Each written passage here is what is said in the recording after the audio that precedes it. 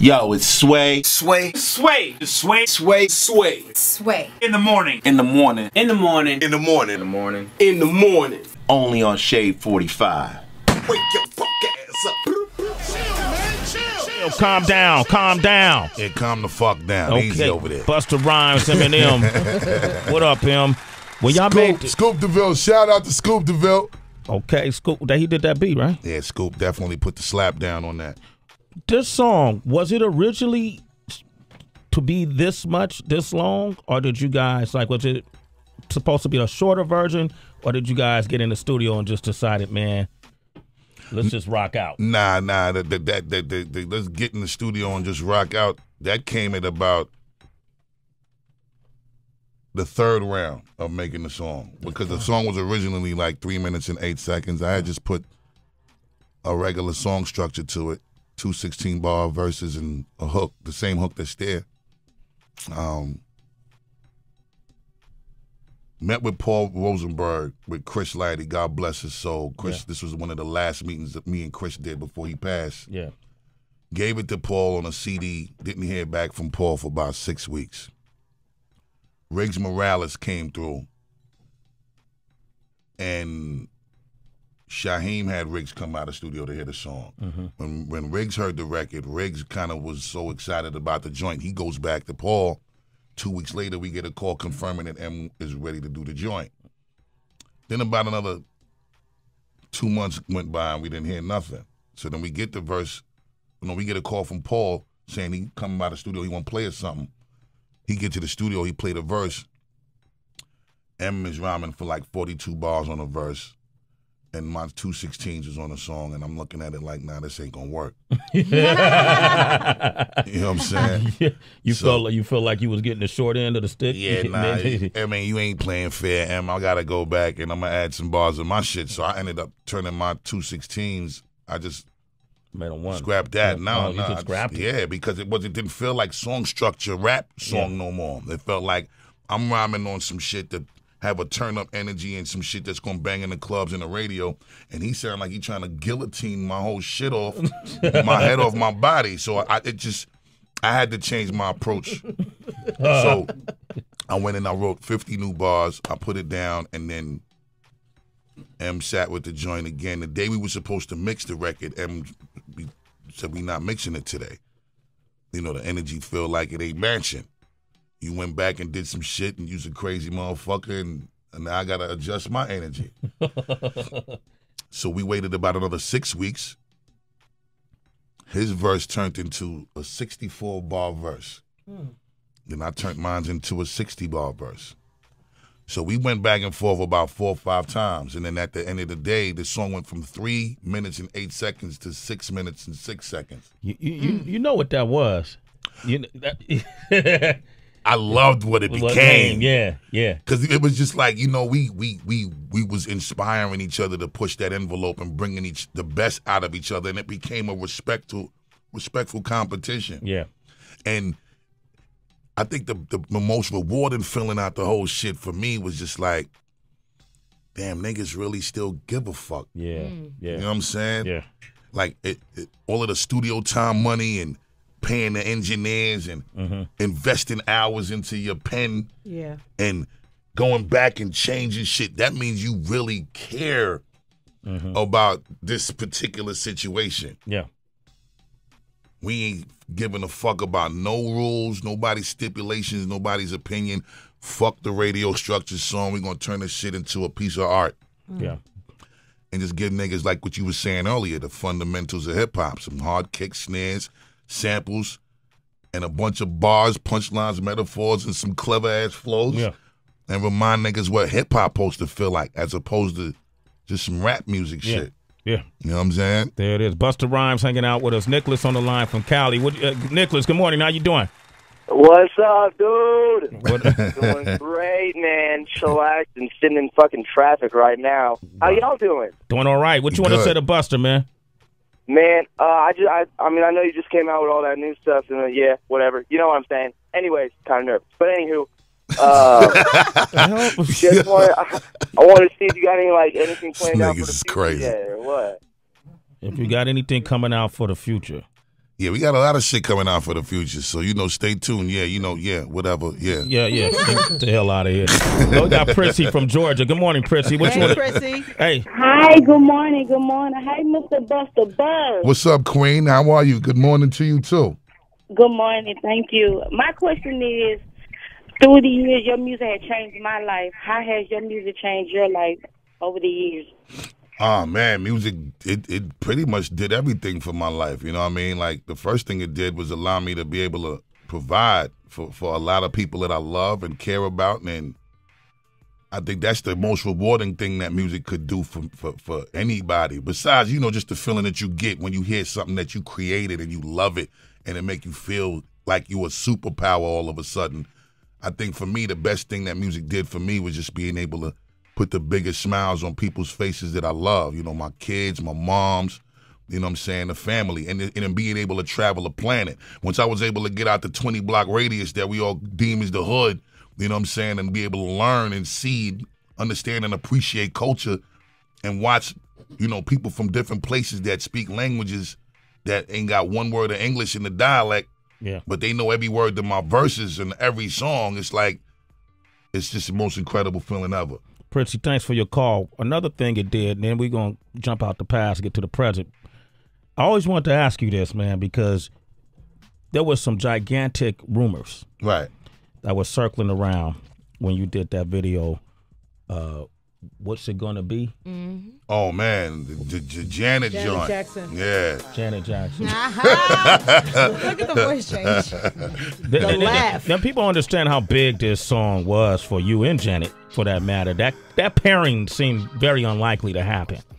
And at that time, man, Buzz, you were a sex symbol. Not saying you aren't now. I don't know. You got to ask Heather and Tracy, man. I never thought about it. People swore that you and Janet had intimate relations. Nah, I could never lie on the Johnson.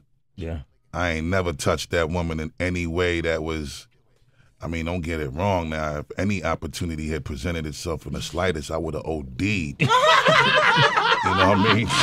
I'm going to keep it 100, homie. The more this is Penny from Good Times. And nigga was sitting in the babysitter crib and, I'm looking at Penny and all of that. And, it was.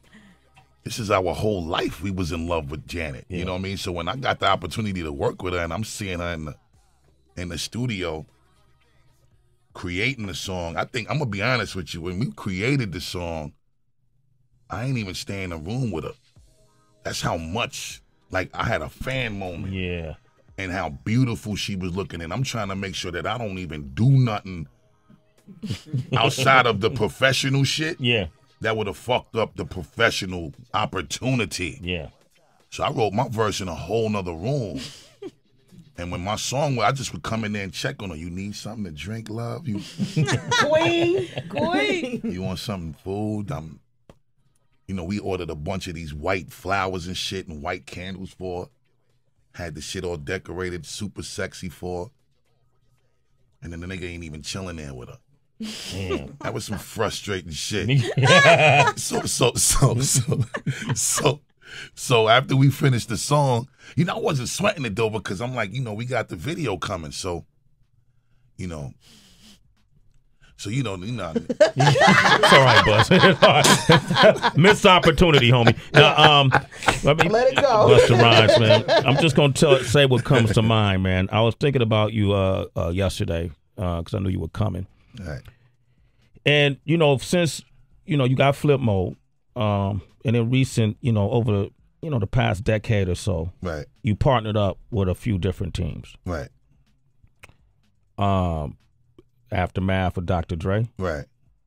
That didn't work out in the end. Right. G Unit, 50 Cent. Nah, I never did G Unit. Y'all never did that? Nah. Okay. Cash Money. Yeah. Are you still with Cash Money? Nah.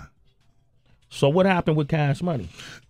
Actually, nothing happened in a negative way with Cash Money, and actually nothing happened in a negative way with Aftermath. I think the difference really with the Aftermath situation was more me and Interscope. Yeah. You know what I'm saying? And it was just creative issues that was just conflicting a little bit, but it led to other frustrations that really had nothing to do with the creative shit. So at that point, a discussion was had that, and the beautiful thing about these situations is at the stage that I was at those times, everybody had already respected what I've built and what I've accomplished on my own prior to getting with them. Yeah. So they understood that where I was coming from was from a place of a logical perspective, and it wasn't no irrational shit. And when I was like, yo, I don't want to do it this way no more. Let me get back to the way I've been doing it. It was respected. Same thing with Cash Money. You know what I'm saying? I was there for 2 years, and, you know, the opportunity was a great opportunity at the time because of the type of deal that was done. Yeah. And, you know, we going through the natural course of just how things are supposed to pan out. And for me, you know, with this particular project and all of the sacrifice that went into it and, you know, recording the album for 5 years. I ain't put out an album since 2009, so I've been working on this album for a long time.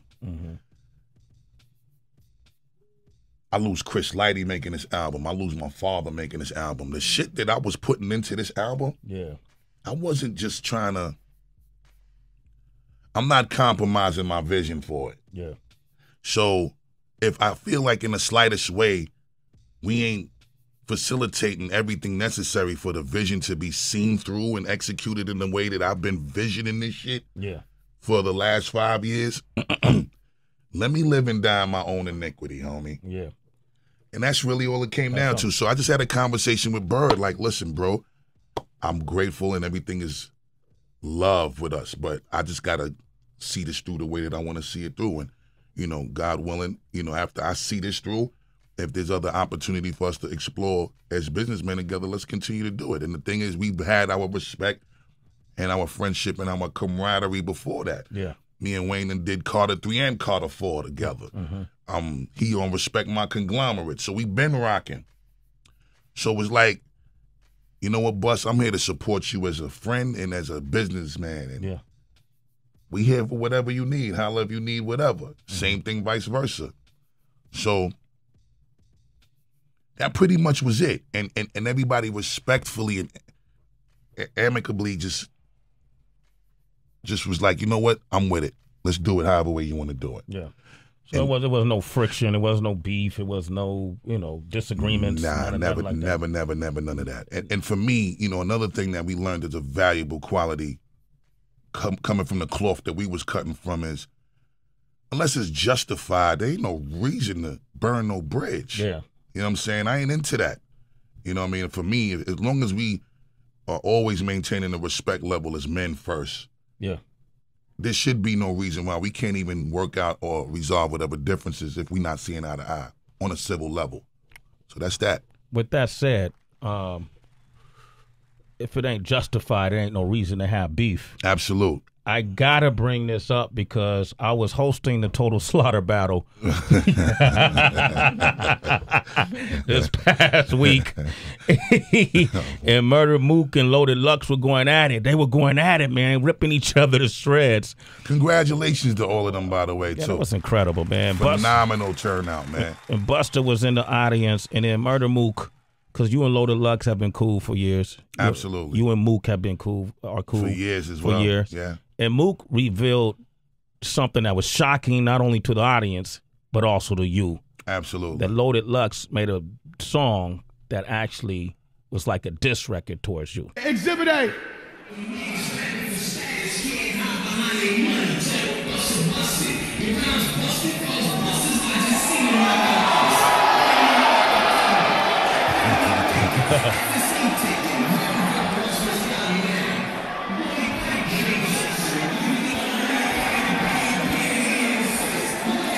Look at me, King! Now look, I'm not mad at the fact you diss-busting Meek. I'm mad at the fact you wasn't G and tried to keep it discreet. What you ain't think it would leak? You was on dust when you was taping it? Well, Mook, you wrong for putting up the song. Shit, he was wrong for making it.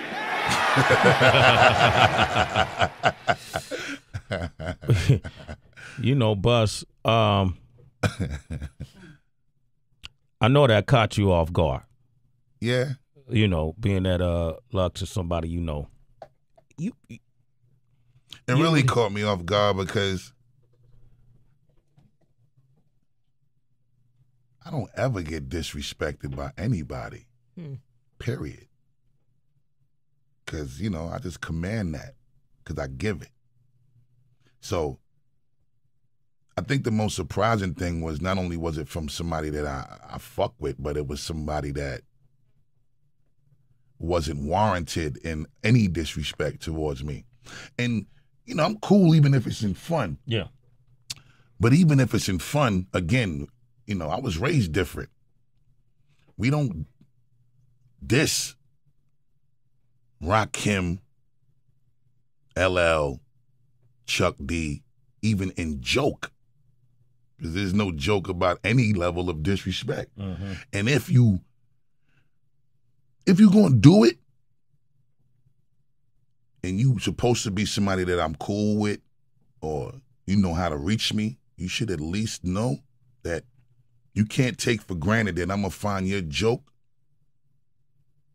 as humor. You might need to call my phone and check in first and see if I'm going to give you my blessing to be funny with me. Because I don't like funny if I ain't thinking that the joke is funny too, especially if it's at my expense. Like if you think that it's okay to use me to get your excitement popping, you know, you probably going to figure out through a very rude awakening, because I don't play with that, especially because it's different now. Like we come from a time where you had to earn your voice. Yeah. You know what I'm saying? You can't talk to me unless you had a voice that warranted that conversation with me, because I had to earn my voice. So, you know, now we living in a time where a motherfucker could just at you and talk shit crazy, and you ain't gonna never see him to hold him accountable. Back in our day, you talk shit, we was gonna run into each other somewhere, and you was gonna get dealt with accordingly, depending on the shit that you talk. So, for me, it's just real simple. My kids ain't gonna wake up and see their father getting disrespected by no nigga on no internet unless you know that you're gonna have the price that's gonna come with paying for that act, because I raised my kids a certain way. Don't start no beef, but if you come home getting your ass whooped because you didn't defend yourself because somebody else started with you, I might whoop your ass and send you back out there to defend yourself properly. And then you could come home. Because, you know, the difference is you're going to be scared of this ass beating in this house. So you're going to whoop that ass before you come back. And for me, I just want to make sure that, you know, the way that I'm telling my kids to conduct themselves is something that they could look at their father and see as being upheld as well. You and Lux talked that day, right? Yeah, after the battle. Yeah. Yeah. And so y'all had that moment. How did that turn out? We had a gentleman conversation, but I definitely let him know, you know, exactly how I felt. And I let him know that, you know, mistakes happen. And now that you're clear and we have a proper understanding on things, let's just do things the right way moving forward. But I'm a Loaded Lux fan. Yeah. You know what I'm saying? And I think that the dude is an incredible MC, and I support him to the fullest. I just think, you know, you need to be smart in how you move your chess pieces, be a little more strategic. Don't play those games with me. I don't play those games with you.